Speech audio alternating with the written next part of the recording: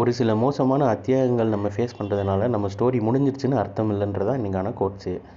அனைவருக்கும் வணக்கம். இன்றைக்கி February 2, 2025 ஞாயிற்றுக்கிழமை. இன்றைக்கான நியூஸ் ஸ்டார்டிங் சீட்டாக பார்க்கலாம் வாங்க.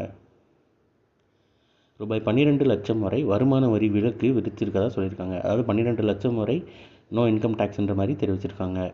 அண்ட் ரூபாயில் நம்ம அரசுக்கு மத்திய அரசுக்கு வரவு எவ்வளோ செலவு எவ்வளோ அப்படின்ற மாதிரி தெரிவிச்சிருக்காங்க. பெங்களூரில் குலோத்துங்க சோழனின் தமிழ் கல்வெட்டு கண்டுபிடிப்புன்னு தெரிவிச்சிருக்காங்க.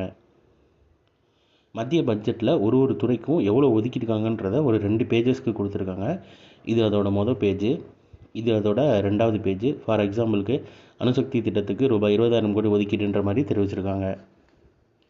இல்லம் தேடி கல்வி திட்டத்தால் மாணவர்களின் கற்றல் திறன் அதிகரிப்பு, மத்திய அரசின் பொருளாதார ஆய்வறிக்கையில் தகவல்னு சொல்லியிருக்காங்க. கிராமப்புறங்களில் 1.5 லட்சம் தபால் நிலையங்கள் பட்ஜெட்டில் அறிவிக்கப்பட்டிருக்கதா தெரிவிச்சிருக்காங்க. குடியரசுத் தலைவர் மாளிகையின் அமிர்த பூந்தோட்டம் பொதுமக்கள் பார்வைக்கு இன்று திறப்புன்னு தெரிவிச்சிருக்காங்க. தொடர்ந்து 8வது முறையாக பட்ஜெட் தாக்கல், நிர்மலா சீதாராமன் சாதனைன்னு தெரிவிச்சிருக்காங்க. பாரம்பரிய சிவப்பு பை, கையடக்க கணினி, காகிதமில்லா பட்ஜெட்டுன்னு ஒரு ஆர்டிக்கல் கொடுத்துருக்காங்க.